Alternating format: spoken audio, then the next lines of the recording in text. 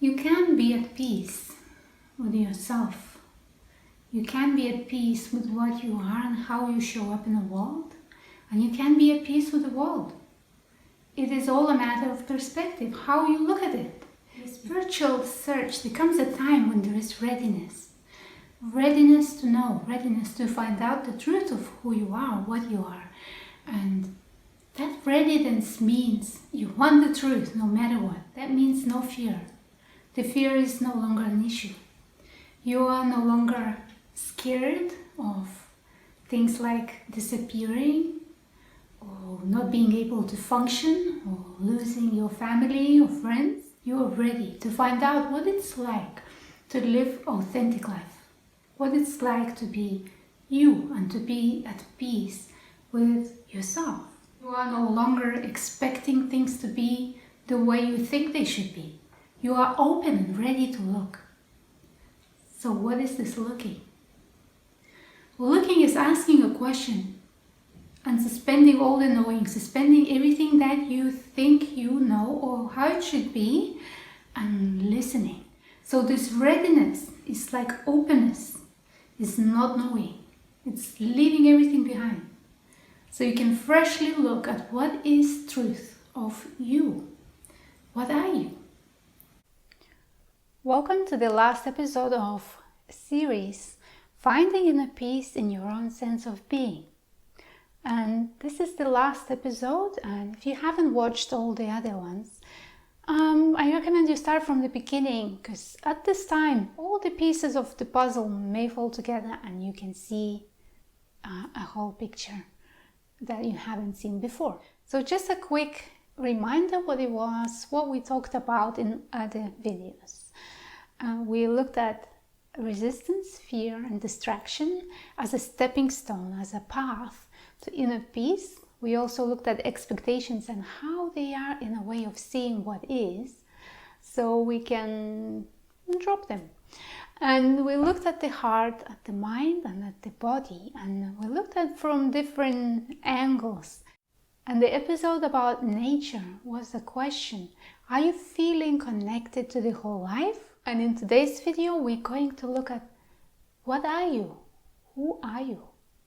And how to recognize your true nature, your beingness, the core of the experience here in your own sense of being. You are not what you think you are. And let's take that literally. So the beingness is prior to thinking. And anything that the mind says, I am this or I am that, it's an image, it's a concept, it's a word. Let's look at this. There is mind and thinking process. There is heart and emotional process. There is body and physical process. By physical process, I mean the sense perception, like seeing, hearing, touching, tasting, smelling. This information is coming as the bodily sensations. We have heart and feelings. There is an emotional response to these sense perceptions, and there is also thinking. And thinking mind creates an image, creates like a conceptual representation or symbolic representation of what is being perceived through the sense perception channels and the emotional channel. So the mind creates this image of the world and me. And then there is a relationship with the world, because I like it or I don't like it, I want this, I don't want this. And this is good, this is bad narrative. So the mind is talking to itself. It is creating the objects and the subject and putting it all in a story. It's helpful to describe, but we may assume that this image of me, the I or the character, the name, Ilona, is me, but it's not. It's only an image that is being seen. It's being experienced.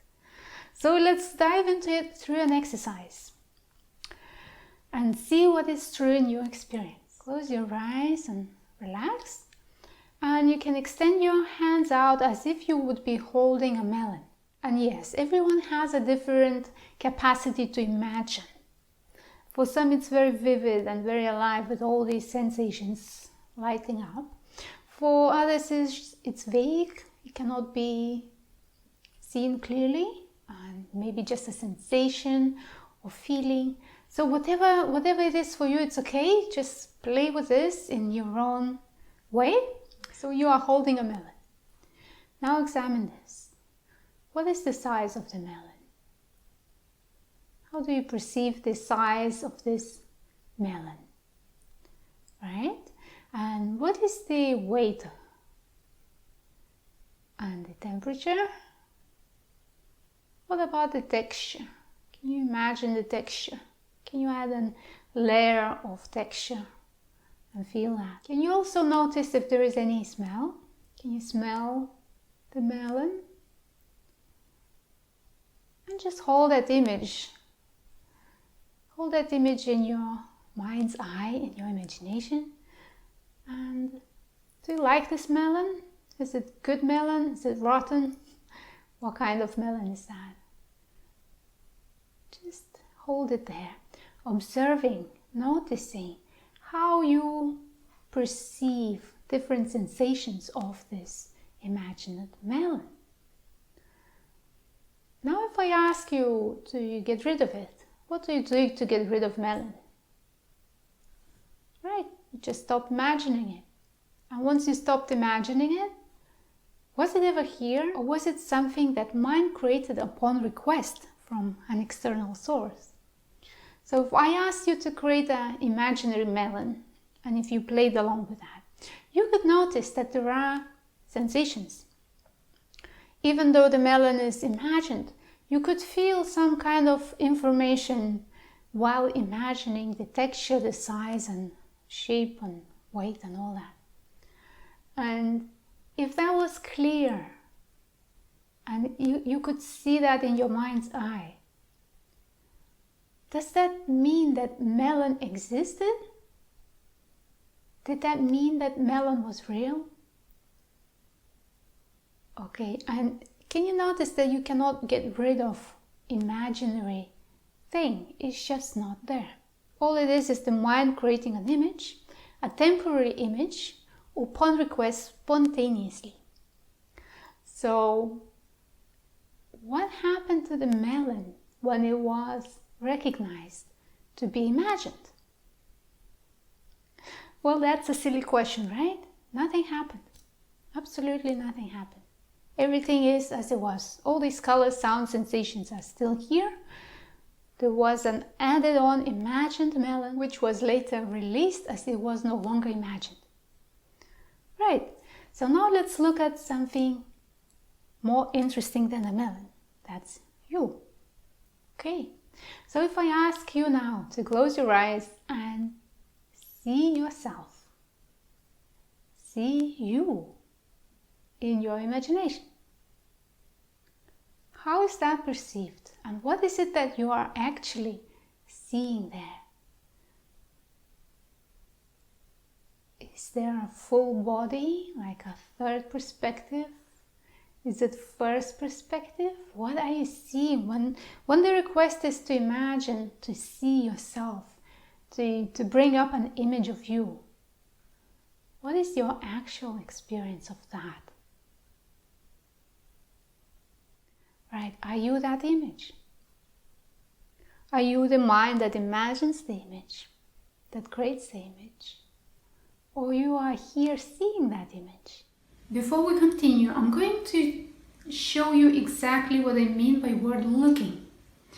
So, can you tell me what is the weather in your place right now? And you can tell me it from different ways. Like you can remember what was it like when you last looked through the window. You can Google or check on your phone what is the weather like now. You can go ask your mom, or you can phone a friend, or you can simply look through the window or get outside and say, okay, now it's like this. The looking is actually checking what is here right now. And that does not require thinking, that does not require any knowledge. We are checking right now, looking right now. So what is this I? What is this I that you think you are? Let's look right now. If I ask you the question, you just wait and see what arises in your experience, so you notice that for yourself. Who am I? This question, who am I? Just whatever is the immediate answer. Okay? And whatever you got for the answer, whatever word or image you got for the answer, it's not you. It's something that you are seeing. And the question who is asking for a subject. It is already asking for something to be someone. It assumes an identity. So let's drop that question, just for a little bit, and ask it a little bit differently. What am I?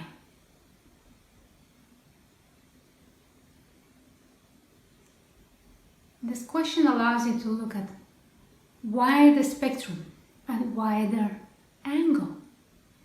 Because what includes the space? It includes knowing, witnessing. It includes this. And now let's ask this question. Is there I? What comes up? Is there an answer? Or do you feel stillness, silence, spaciousness, openness, being aware? Do you see that for the answer? Or does this seem like an absence of answer? If it seems like an absence of answer, go back to it and ask it again and take that for the answer. Is there I? Is the I as a separate being?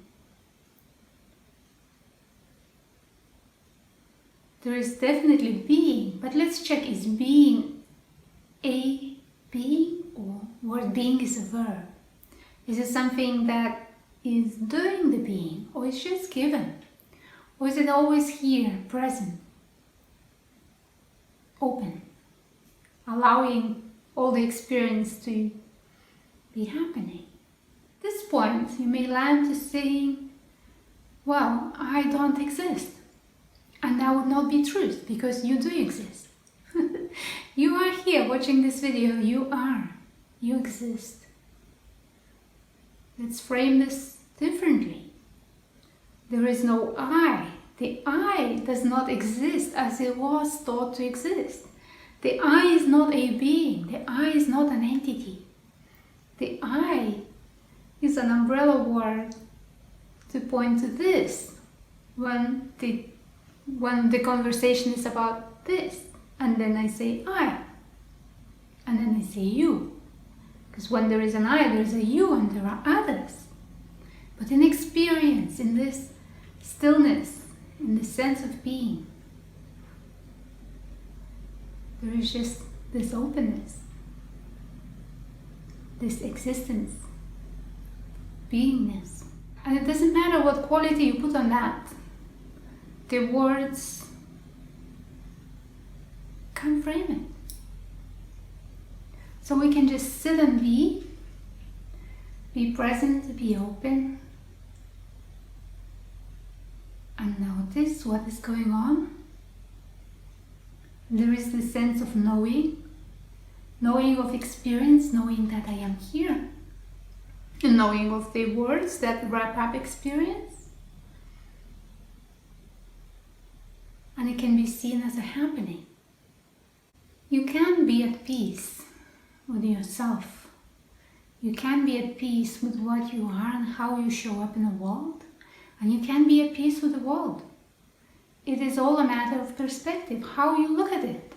If you are looking and seeing yourself as someone separate, somebody that has their own free will and choice, independent of what is happening with the whole, then you are this little being that is trying to find this way in the world, to find ways to control what is happening so that it can be happy. But that is not happiness. This is a struggle, because it comes up from not knowing what you are. So knowing what you are is peace. Knowing what you are is freedom. It's freedom to express, to feel. It's freedom to just be. without any labels, without any identity. Well, an identity may seem like something very precious that cannot be lost. It's all this story about you. But you are here with and without the story. Like, where is this me? Where is this character when there is no story about me or the character? So finding out what is that you are opens up different dimension of just being present, being content, being at peace. It's like when you are looking through the lens of me, a little person or ego, you're looking at the world like this. And what you can see is just a tiny, tiny hole. You don't see the hole. You can see only what you can see through this little tiny hole. But that's not what you are. Being is. Being is. It doesn't require a name. It doesn't require a label or description. It just is. The reality is. This existence is. And it's undeniable. You can always check. Are you here right now? Are you aware right now? Can you stop being? Just for fun? Just stop being for a little bit? Is that an option? Or it is? So that beingness can be looked at, can be recognized. And the attention can be here, in that peace, in that knowing, in the center, in the core of your essence.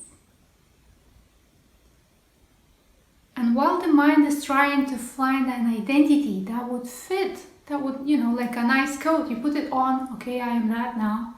I am beautiful, I am kind, I am compassionate, I am successful, I am perfectionist, I am wonderful. All these are just masks, robes that are not necessary for being. You don't need to be kind to be present. You don't need to be perfect to be present. You can just be and rest in that. All these labels apply to the character in the story, in the image, to the image. And the image is not you. So all the shame and guilt and all the patterns, all the addictions, all the suffering is happening on that mind screen in the images about the character. But the character is not you. Can you see that there is a gap between what is and that which is imagined? It's the imagined can never become real. It is not real, it's imagined. It's just like that melon. What you do to get rid of it? Nothing. You just stop imagining because it was never there. Can you make it real? Can you just put all your mind power and make that imagined melon into a real one? The one that you can taste and smell and actually feel the weight? No. So that image of me, image of you, with your name on it, it's like that imagined melon. If you think that you are separate being, separate me, separate I, that is having the experience of life, that is perceiving life, which is outside of you, you're looking at life through the lens of imagined me. And what is here without the lens? Simply what is. Doesn't change. Nothing changes. The sounds, the colors, sensations, feelings are still here. An image is no longer taken to be me. The image is seen as an image. And there is nothing that dies, disappears, or gets destroyed when you see that the image is not you. And check this out. What is the worst that can happen to an image? Nothing. It's conjured upon request. So it can be conjured a million times again. in any different way and form. That what you are is not an image, it's not the body, it's not the mind, it's not the emotions, it's not your fears, it's not your story. All that are forms that show up. The forms that show up. And they can be mistaken to be me. But as soon as you see that mistake, that assumption, you can come back focusing on the sense of being. And those images, they are no longer confusing. You know that these are not images, that these stories and dramas are mind created.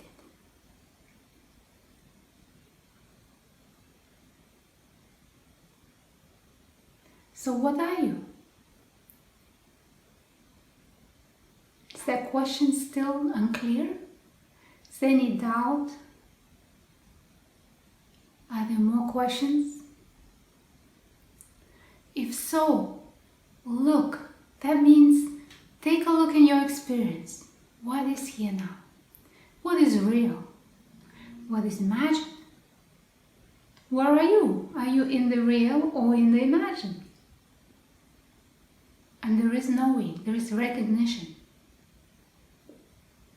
There is something here, underneath all words and descriptions, that is simply known. And the best word to describe that is this simple word is. There are many words that point to the same, and I talk about in the video about water as a metaphor for sense of being. So you'll find the video in the description if you haven't seen it yet. And my invitation for you, do not stop until you answer your own questions. And you don't need anyone else to answer your questions. The answer is within. It's just a matter of turning your attention from the images to the being. And holding that attention there. And listening and being open and seeing with your own being that you are here, effortlessly, eternally here.